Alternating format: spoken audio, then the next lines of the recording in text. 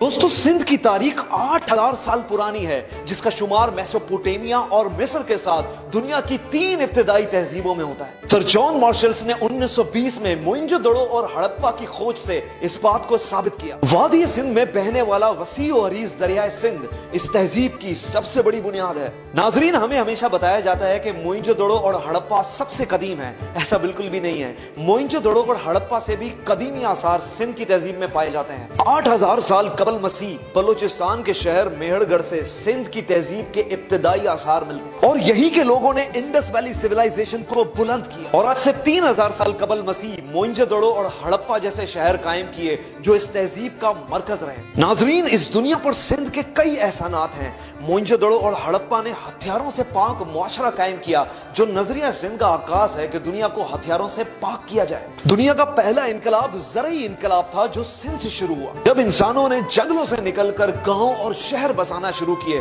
तो इसका आगाज भी सिंध की तहजीब से हुआ। आज से 3000 साल कबल मसीह मोइंजोदड़ो के लोगों ने पक्की ईंटों से अपने घर बनाए, नेकासी आप के लिए नालियां बनाई और वसी हमाम कायम किए, जो इस खित्ते में इंफ्रास्ट्रक्चर और सिविल इंजीनियरिंग की तारीख का मुंह बोलता सबूत है। मेसोपोटामिया के बाद पहिया सबसे पहले दुनिया में सिंध में इस्तेमाल किया गया। जमीन पे हल चलाने के लिए बैल का इस्तेमाल और तिजारत के लिए बैलगाड़ियों का इस्तेमाल सबसे पहले सिंध से हुआ। इस दुनिया में पहली सनत की बुनियाद भी सिंध नहीं रखी। सिंध ही में कपास से धागा और धागे से कपड़ा बनाने की मशीन अर्थ और अड़न्ना बनाई गई। अजरक का शाहकार डिजाइन भी सिंध ही ने बनाया, जो आज हमारे मुल्क का कौमी तोहफा भी है। इंडस वैली सिविलाइजेशन में पहली सनत कायम होने की वजह से इंडस्ट्री का लफ्ज भी इंडस से निकला। इस तहजीब को अक्सर 2 नामों से पुकारा जाता है, सिंध और इंडस। ये नाम कैसे पड़े, कब पड़े और किसने रखे, इसके लिए वीडियो आपको एंड तक देखनी होगी। 1500 साल कबल मसीह इस खित्ते में आर्यंस आए और आर्यंस दरिया को अपनी जबान में सिंधु कहते थे,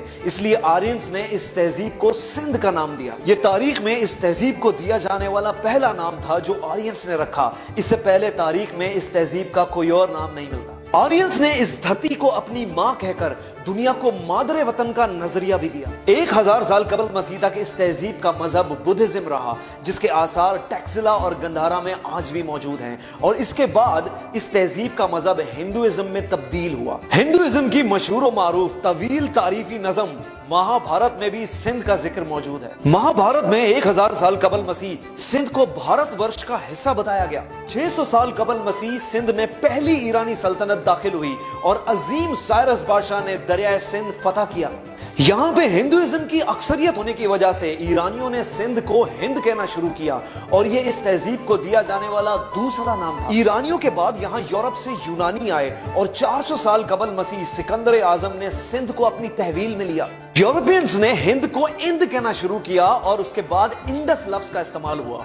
लफ्ज इंडिया भी इंडस से निकला है। इंडस इस तहजीब को दिया जाने वाला तीसरा नाम था। तकरीबन 300 साल कबल मसीह Chandragupta Maurya Indus valley civilisation आया और टैक्सिला की दरसगाह में आर्ट, साइंस और जंगी मशकों की तरबियत ली। यूरोपियंस का कब्जा आधे सिंध पे था, इसलिए उससे आगे के इलाकों पे मौर्य सल्तनत कायम हुई और उन्होंने अपनी तहजीब को हिंद कहना शुरू किया, जो कि सिंध का ही दूसरा नाम था। और इस तरह तारीख में हिंद और सिंध एक तहजीब होने के बावजूद अलग अलग हुए। बाद में जब मौर्य सल्तनत अपने अरूज पे पहुंची तो चंद्रगुप्त मौर्य ने यूनानियों से जंग की और सिंध को अपनी तहवील में लिया। चंद्रगुप्त मौर्य के बाद महाराज अशोक ने भी सिंध पे हुक्मरानी की। मौर्यंस के 100 साल राज के बाद यहाँ अफगानियों ने यानी ग्रीको बैक्ट्रियन ने अपनी हुकूमत कायम की। इस दौर में बुद्धिज्म को दोबारा फरोग मिला और रोहड़ी के मुकाम पर इसके आसार भी मिलते हैं। पहली सदी ईस्वी में सीथियंस ने मुख्तसर वक्त के लिए अपनी सल्तनत कायम की और उनके बाद कुशन सल्तनत सिंध में दाखिल हुई। कुशन सल्तनत के आसार कहूजोदड़ो मीरपुर खास के मुकाम पर आज भी पाए जाते हैं। नाजरीन, 3री सदी ईस्वी में सैसनिड एम्पायर ने सिंध पे हुक्मरानी की। 4th सेंचुरी में सिंध पे कंट्रोल गुप्ता एम्पायर करा। 5th सेंचुरी में राय खानदान और 6ठी सदी ईस्वी में ब्राह्मण्स ने सिंध पे हुकूमत कायम की। और याद रहे, राजा दाहिर भी ब्राह्मण हुकूमत का हिस्सा रहे। 7th सेंचुरी में अरब में इस्लामी इनकलाब आया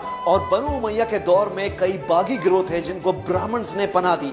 बस इसी तनाजे को लेके उमवियों और ब्राह्मण्स में आपसी रंजिश कायम हुई। सिंध की साहिली पट्टी पे समुद्री डाकू यानी पायरेट्स ने अरबी काफिले लूटना शुरू किए, जिसका इल्जाम बनु उमैया ने ब्राह्मण हुकूमत में डाला और हज्जाज इब्न यूसुफ ने अपने जवान भतीजे मोहम्मद बिन कासिम की सरबराही में अरब से एक बड़ी फौज सिंध फतह करने के लिए भेजी। आरो और रोड़ी के मुकाम पर राजा दाहिर और मोहम्मद बिन कासिम की फौजों में एक खूनरेज जंग हुई, जिसमें मोहम्मद बिन कासिम को फतह हासिल हुई और इसके बाद सिंध में इस्लामी सल्तनत का आगाज हुआ। अब्दुल्ला शाह गाजी वो पहले सूफी बुजुर्ग थे जो इसी दौर में सिंध आए, इंसानों को मुतासिर किया और चौक दर चौक लोगों ने इस्लाम कबूल करना शुरू किया। यूं अरब के बाद इस्लाम सबसे पहले सिंध में दाखिल हुआ और यही वजह है सिंध को बाबुल इस्लाम भी कहा जाता है। 8वीं सदी से 10वीं सदी तक सिंध बनु अब्बास के जेरे असर रहा। यहाँ के लोग सर ढांपने के लिए पहले पगड़ी का इस्तेमाल करते थे और बाद में सिंधी टोपी का इस्तेमाल आम हुआ। 8वीं सदी में यहाँ तुर्कों की आमद हुई और सुल्तान महमूद गजनवी ने सिंध पे हमला करके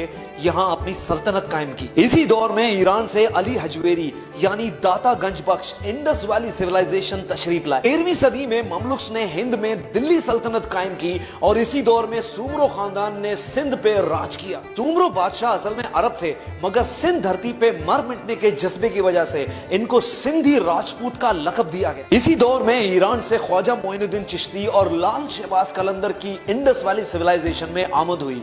एक ने सिंध बसाया और एक ने हिंद बसाया। 14वीं सेंचुरी में सम्मा खानदान ने सिंध पे अपना राज कायम किया। सम्मा खानदान ने ठट्ठा के करीब अपना दारुल खिलाफा बनाया और इसी सदी में मखली दुनिया का सबसे बड़ा कब्रिस्तान वजूद में आया। 15वीं सेंचुरी में अरगून ने सिंध फतह किया जो मंगोल सल्तनत का हिस्सा थे। 16वीं सदी में अकबर बादशाह ने सिंध को अपनी तहवील में लिया और मुगल सल्तनत ने सिंध को कंट्रोल किया। 17वीं सेंचुरी में हाला के मुकाम पर शाह अब्दुल लतीफ भिटाई की पैदाइश हुई। सिंध में आर्ट्स और म्यूजिक को एक खसूसी अहमियत हासिल थी। यही वजह है कि शाह अब्दुल लतीफ भिटाई ने एक म्यूजिकल इंस्ट्रूमेंट भी इन्वेंट किया जिसको तंबूरा कहते हैं। शाह अब्दुल लतीफ भिटाई ने हिंदुओं और मुसलमानों के दरमियान अपनी पोइट्री और म्यूजिक से एक हम आहंगी की फिजा कायम की। 18वीं सदी में मुगल सल्तनत ने यार मोहम्मद कलोड़ो को सिंध का गवर्नर बनाया और कलोड़ो खानदान ने सिंध पे राज किया। इस दौर में सूफी बुजुर्ग सच्चल शर्मस की पैदाइश खैरपुर मीरस दराजा के मुकाम पर हुई। 19वीं सदी में सिंध पे टालपुर खानदान का राज रहा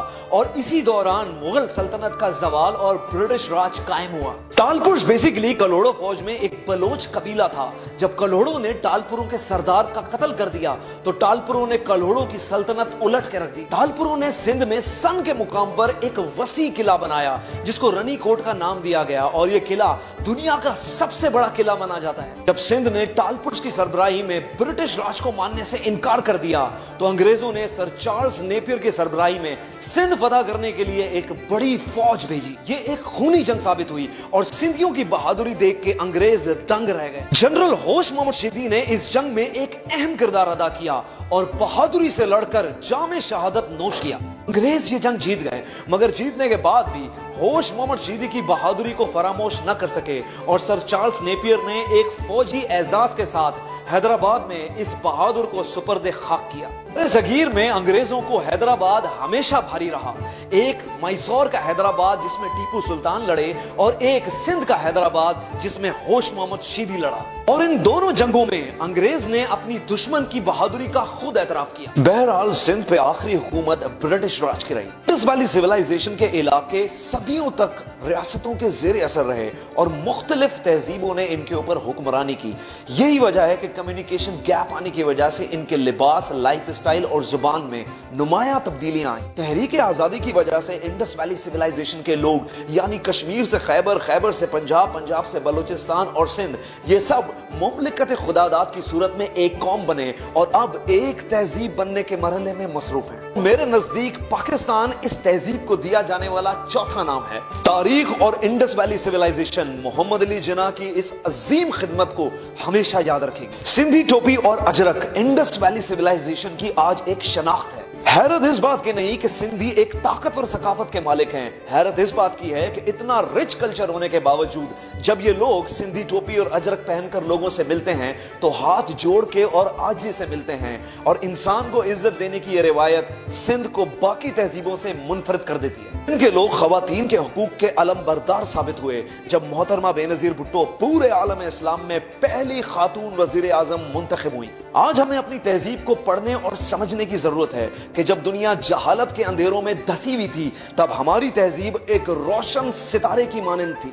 आज की तहजीब में भले ही हमारे लिबास, खाने, रहन सहन और जुबान मुख्तलिफ हो गई हों, लेकिन हमारी रिवायात जिसमें आजिज़ी, मेहमान नवाजी और इंसान को इज्जत देने का जज्बा आज भी उतना ही पुराना है जितना कि इंडस वैली सिविलाइजेशन। यहाँ जो भी लोग आए वो यहाँ की आजिज़ी, मेहमान नवाजी और खुलूस देखकर इस धरती के होकर रह गए। वो चाहे अफ्रीकन हो, अरब, पर्शियंस, अफगानी, तुर्क या यूरोपियंस, सब इस तहजीब से मुतासिर हुए। आज हमारा प्यारा मुल्क पाकिस्तान इंडस वैली सिविलाइजेशन की मुकम्मल अक्कासी करता है, जिसमें खैबर पख्तूनख्वा में गंधारा हो, पंजाब में हड़प्पा, बलोचिस्तान में मेहरगढ़ या सिंध में मोइंजोदड़ो, ये सब इंडस वैली सिविलाइजेशन के मरकज हैं। अल्लाह हमें एक तहजीब याफ्ता कौम बनाए ताकि हम एक हकीकी फलाही रियासत कायम कर सकें।